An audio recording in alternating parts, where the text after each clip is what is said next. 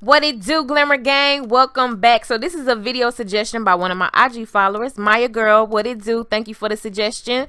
And you guys, if you have any, make sure you put them down in the comment section. So on my previous video I did like this, there were so many people like, duh, your scalp is supposed to look lighter than the skin on your face. So I decided to throw a couple of pictures in here just to show you guys some examples that your scalp and your forehead can be the same color, just like mine. So right back to business, you guys. You will need some Growth Protect solution. This is like an off brand, but it will need to be clear. And I decided to use the LA Girl Pro Conceal in 3 different colors just to give you guys an idea on how you can pretty much customize the color that you want for your lace. So I'm using Toffee, Espresso, and Chestnut. You can also use these little jars. You can find these in Sally's where they usually keep the acrylic, or you can find these in Walmart where they keep the travel items. And of course, something to mix it with. So you can start by pouring some of your Growth Protect solution inside of these tiny jars, however much you feel like you need. You guys, I chose the LA Girls Pro Concealer because it is a thick consistency, and I think that's really important. Next up, you want to mix in your LA Girls Pro Conceal in whatever color that you chose. You don't need a lot. A couple of drops is enough.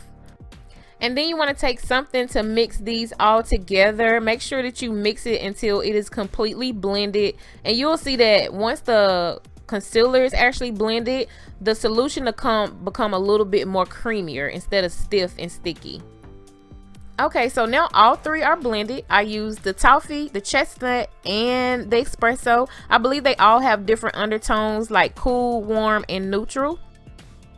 And here is a close-up view of exactly the difference in tones between each 3 of these colors.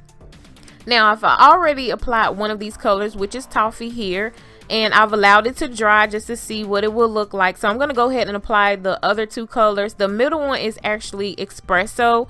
So I'm going to apply that. And all you need is like a small brush. You could use a tinting brush, or you could use a paint brush, like what, you know, like nail technicians use to put on acrylic. It really doesn't matter as long as you can smooth this onto the lace without pushing it through the lace. So you want to kind of smooth this on the same way you would if you were applying bleach, like you were about to bleach your knots. The main goal is to not push it too deeply so that it shows up on the other side of the lace, because then you would have to clean that part up before it dries. This is the last color. I'm going to go ahead and apply this one to my lace. So the main goal is just to apply this to the lace, and you guys want to make sure that you allow for it to completely dry. If it's not dry, it won't really give you the full results. And make sure you go back and fill in any holes that you may have missed.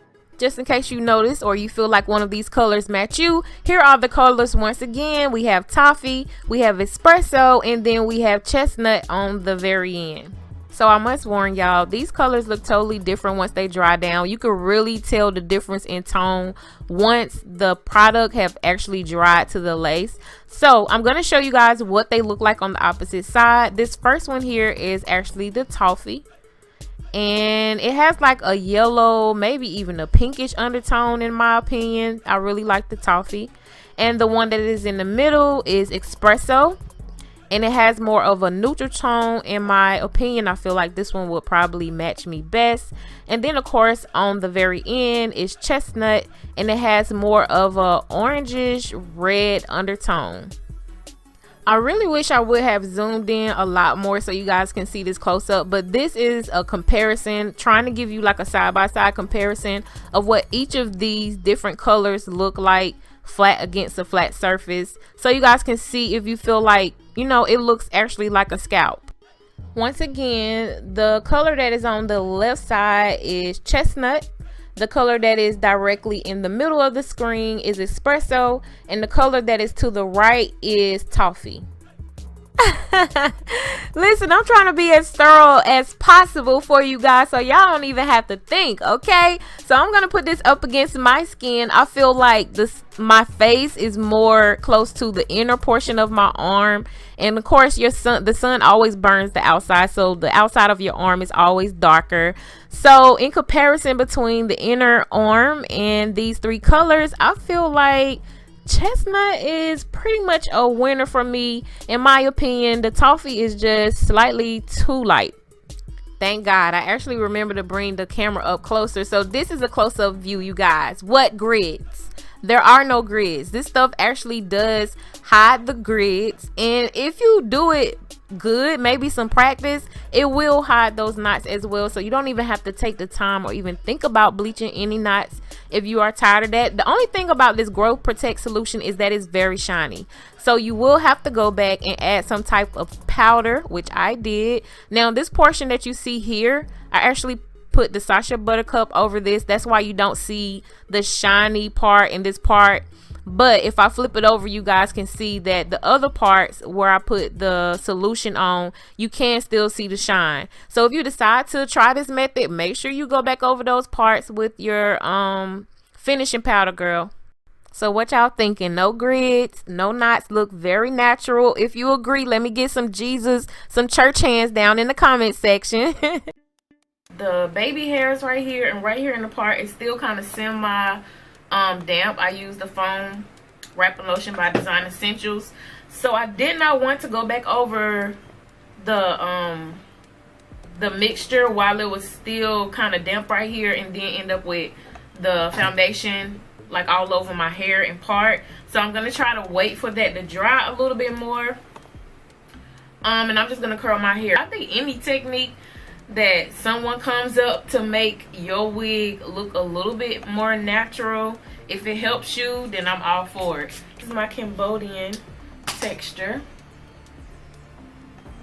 Okay, Maya, now I don't know if I actually did the video that you want me to do as far as what the product is, but I will try. I'll do it for the culture, the whole lace wig wearing culture, if I figure it out.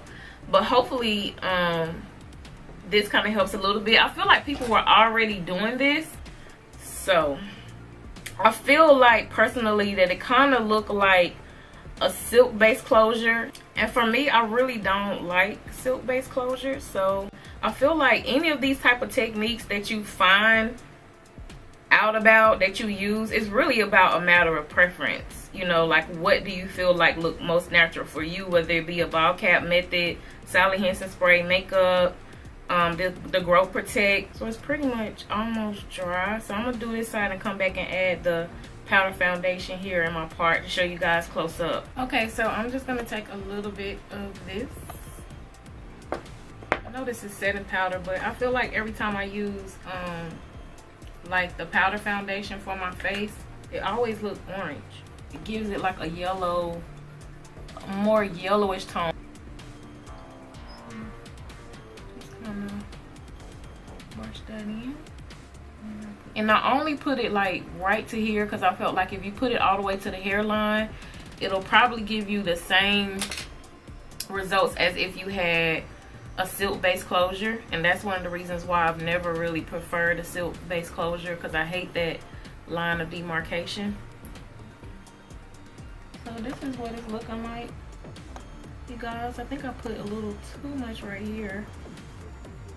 You can see that the color kind of changes like right in here. I feel like it definitely does cover the grids, and you really don't have to worry about bleaching your knots because it will cover your knots as well. Personally, for me, I don't think it's for me necessarily.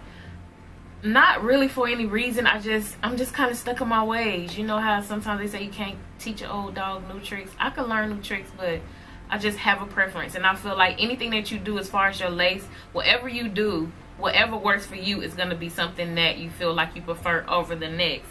Overall, I feel like anything that somebody come up with is going to be creative. Hopefully this video alone maybe sparks some creative juices for you. I feel like it works. I feel like it's cool. So yeah, that's pretty much it, and I'll see you guys in the next video. Deuces.